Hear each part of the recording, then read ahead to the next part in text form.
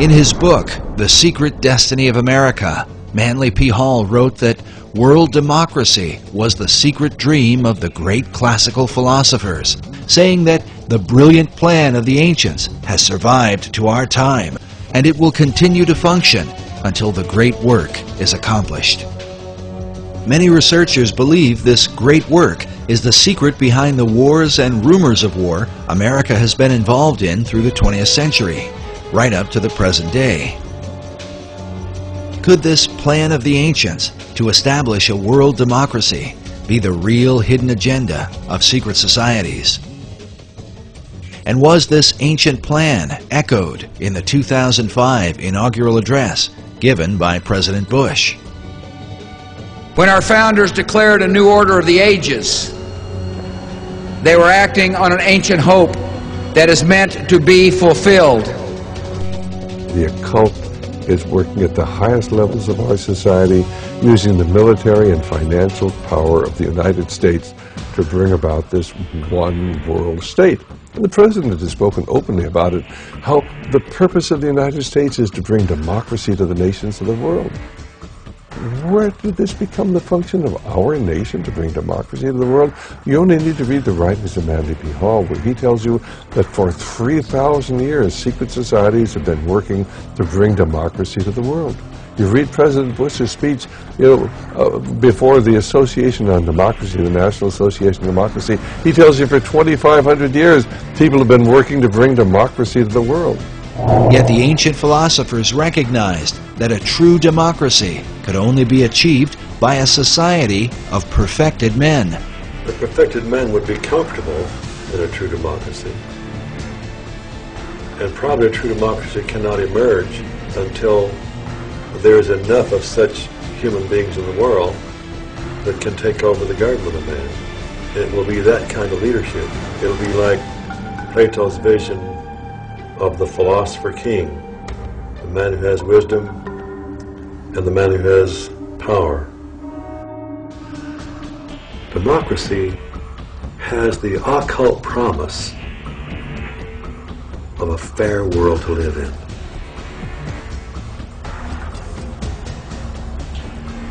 Now, you mentioned the occult promise. How would you define a term like that for an audience who's... Well, probably define that term by saying that promise is explain the word occult. Well, it's obscure. It's hidden, not visible to the normal eye.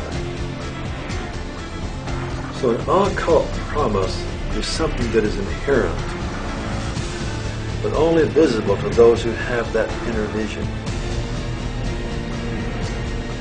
So a fair world is a kind of occult promise at the heart of democracy. But is this occult promise part of America's Christian heritage?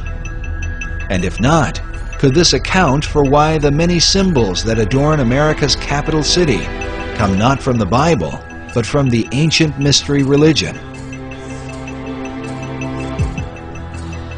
And if America were really, truly a Christian nation, what would all of these mythological characters be in our city? Certainly the Christian influence was very strong. From the Christian point of view, we were formed as a Christian nation. But from the occultist point of view, and those associated with astrology and the ancient mystery religions, America was, of course, and Washington, D.C. was to represent their position. So you've had the two forces, in America ever since its formation. While it seems that most of America's leaders have upheld Christian ideals, their reason for doing so is often questioned. If they were Christians, why would they erect monuments to pagan gods and goddesses? And if they were pagans, why confess to Christian ideals? Manly Hall suggests the reason may have been one of self-preservation.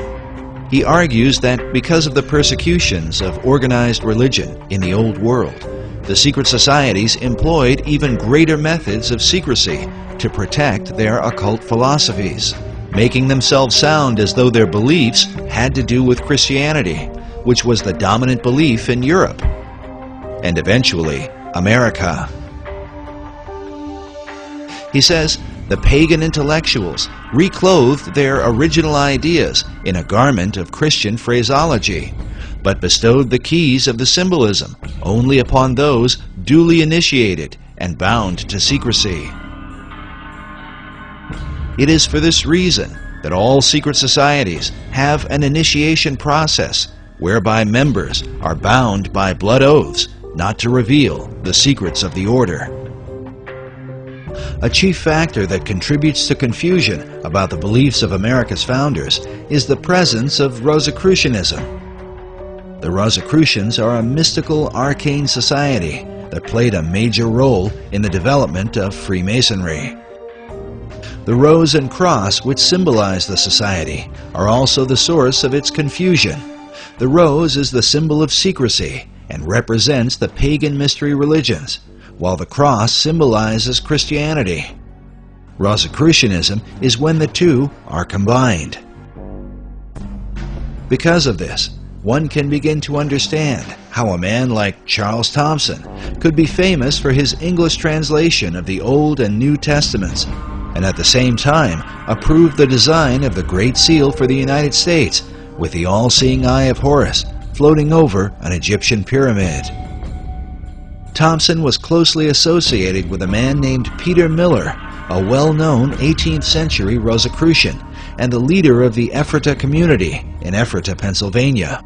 The Ephrata cloister is believed to have been the first esoteric settlement in the New World, with connections to some of the founding fathers, such as Benjamin Franklin and George Washington.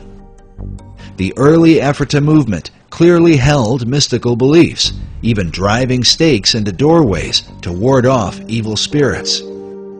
We now know for certain that they were Rosicrucians. It was Washington was close to these individuals, as well as Franklin and Washington and Jefferson. Benjamin Franklin even enlisted the aid of Peter Miller to translate the Declaration of Independence into a number of European languages and to inform the world of America's independence. The printing for these translations was done at the Ephrata cloister. Peter Miller would have been further connected to many of the founding fathers through the American Philosophical Society, founded originally by Benjamin Franklin in 1743. The Society's members included such prominent figures as Thomas Paine, Alexander Hamilton, Thomas Jefferson, the Marquis de Lafayette, George Washington, Charles Thomson, and of course, Peter Miller. Later members would also include such names as Charles Darwin and Thomas Edison. Franklin Society is thought to be directly related to the earlier concepts set forth by Sir Francis Bacon. According to Michael Howard in his book, The Occult Conspiracy, Franklin's American Philosophical Society was operated in the same tradition as the Royal Society in England, which was based on Sir Francis Bacon's Rosicrucian concept of the Invisible College. In the history of the Royal Society, they refer to the beginnings of the Royal Society came from a group of people who called themselves the Invisible College. The purpose of the Royal Society of London was to further Bacon's advancement of learning through scientific investigation. It is without question, however, that some of their work led to the metaphysical and the occult. And then we find that the Rosicrucians called themselves the Invisible Brotherhood, and the College of Rosicrucians was therefore, or was called by them, the Invisible College. A Rosicrucian influence can be clearly seen in some of America's symbols. For example, this image of a pelican feeding her young appears in Manly Hall's Secret Teachings of All Ages and is very common to Rosicrucianism and Freemasonry. Now notice the Great Seal for the state of Louisiana. This particular replica is found inside the inner corridors of the U.S. Capitol. The Temple Church in London is a well-known Knight Templar church. Here we can see that the golden rosy cross can be traced back to the mysterious knights. Now, notice the art surrounding this shrine. how a series of squares are shown with red and golden roses in the midst. The shrine opposite has a variation of the same design. Now consider this same pattern as it appears throughout the interior of the state capitol.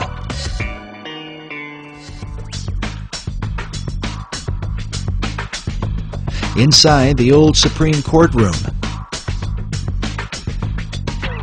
and in various forms throughout the Library of Congress.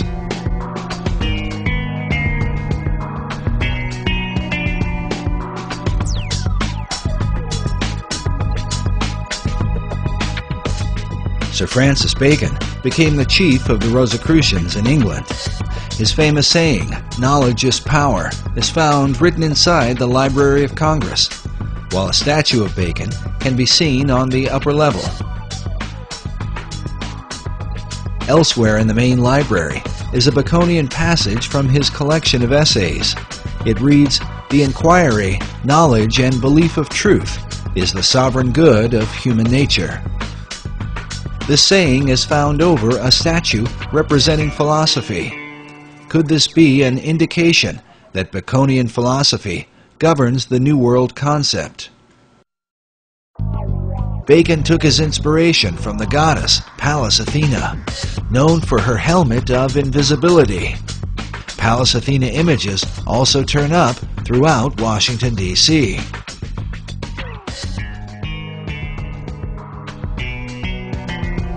The Virginia State Seal bears the image of Athena, with her foot upon a fallen king whose crown is cast aside. The word "Sic semper tyrannis," thus always to tyrants, written beneath. To the Romans, Athena was called Minerva. This painting of Minerva can be found in the Great Hall of the Library of Congress. At 15.5 feet high, it is the most imposing image in the room. Notice she holds a spear that comes like a ray of light from the sun, with a traditional helmet of Athena at her feet. This particular work was done by 19th century artist Elihu Vedder. Vedder was known as a symbolist painter whose style was part of a movement that can be traced to France during the 19th century and an art house called the Salon de la Rose Croix. Yes, they were a group of Rosicrucian artists known for promoting symbolic and often bizarre imagery, some of which, like the image of this satyr, seems to be repeated inside the Library of Congress.